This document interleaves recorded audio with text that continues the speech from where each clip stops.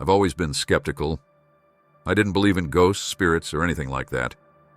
So when my friends dared me to spend a night in the old abandoned sanatorium in town, I accepted without thinking twice. They told me the place was known for being haunted, filled with stories of patients who never found peace. But to me, it was all just urban legend.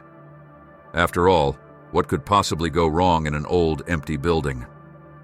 With a flashlight in hand and a backpack with some supplies, I headed there, ready to prove it was all nonsense. The sanatorium was located in the middle of nowhere, surrounded by tall trees that blocked any natural light.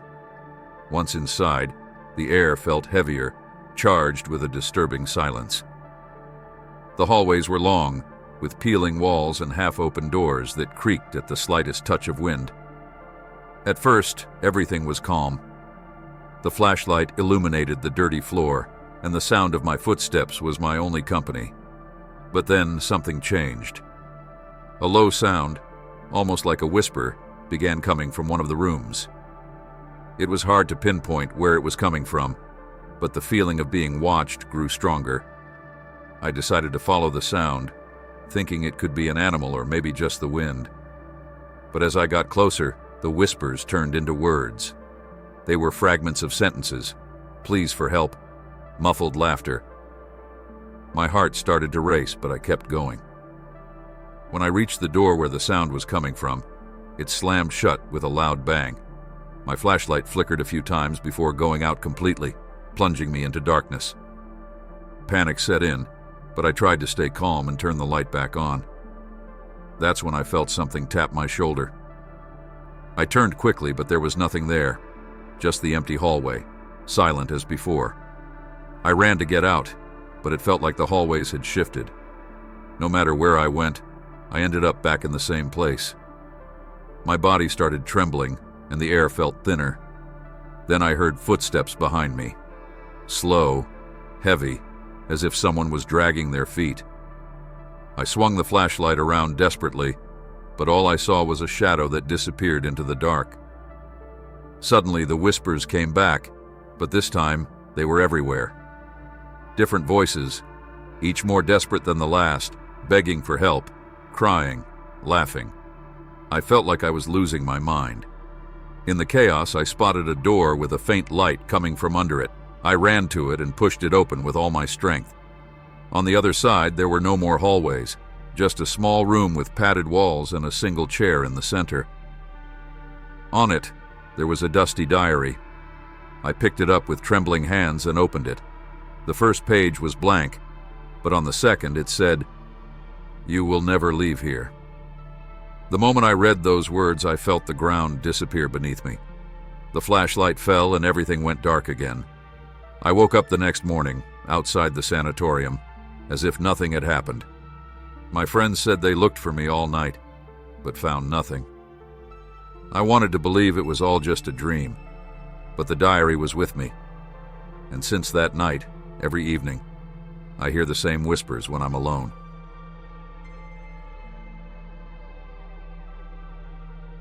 I will never forget that night. I worked the night shift at an old asylum, a place that always had a strange aura. The hospital still admitted patients, but the oldest wing had been closed for years. No one ever spoke about that part of the building, as if simply mentioning it would bring something bad. I was new to the job, and that night, something unexpected happened. The admin supervisor asked me to go to the abandoned wing to check on a problem with the electrical systems. I hesitated, but I needed the job, so I agreed. Little did I know that decision would change my life forever. I reached the door of the wing, and looking into the dark hallway, felt a chill running up my spine. The air was heavy, and there was a peculiar smell, as if time had stopped in there. The lights flickered, blinking intermittently. I knew that place had a reputation for being haunted, but I never paid much attention to the stories other staff members told. They were just rumors, right? But as soon as I stepped inside, I realized something was terribly wrong. The corridors felt narrower, and with every step I took, the sound of my feet echoed deafeningly. I began to wonder why no one else worked there at night. With every room I opened, the atmosphere became stranger.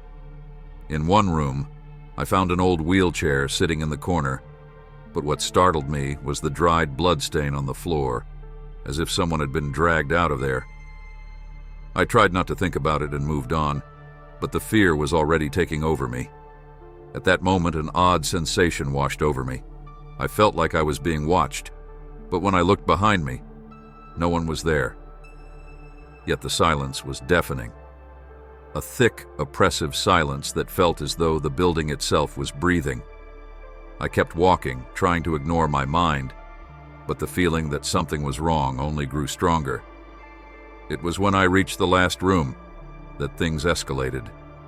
The door was ajar, and when I pushed it open, I could hear a muffled sound, like a distant whisper. As I entered, I noticed the air was freezing, as if I had stepped into a freezer.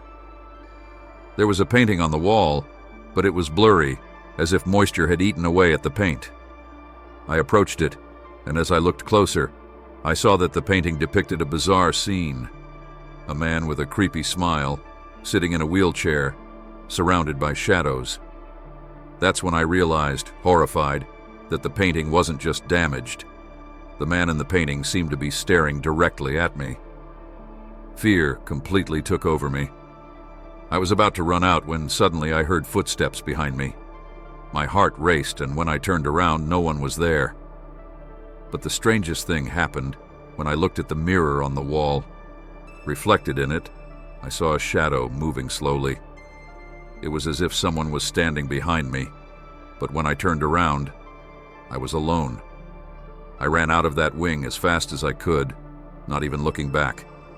The feeling of being watched never went away. After that night, I never worked another night shift. To this day, I still wonder what really happened in that old asylum.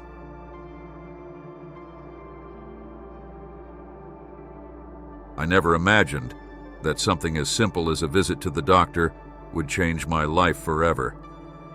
I was having some strange episodes, feeling like something was watching me, but I always thought it was just stress. My family, however, didn't seem to believe me. That's how overnight, I was committed to a mental institution. They said it was for my own good, but once I was inside, I began to realize something was terribly wrong.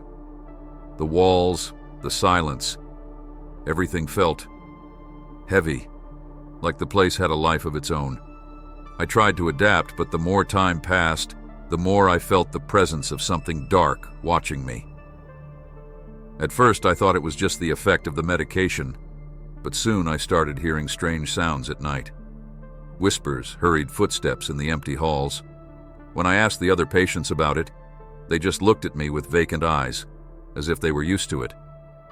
One night, while lying in bed, I clearly heard a muffled laugh, coming from somewhere very close. I quickly got up, but the hall was empty, the lights flickering. Since then, the feeling that something, or someone, was watching me only grew stronger. I began to notice changes in the behavior of the other patients as well. Some seemed to lose themselves more and more in madness, while others went silent, as if trying to avoid something. One of the doctors, who seemed to be the calmest of them all, began to act strangely. One day he approached me and whispered, "You shouldn't be here." When I asked him what he meant by that, he just smiled blankly and walked away without saying anything else. It terrified me. I no longer knew who to trust or what was happening to me or this place.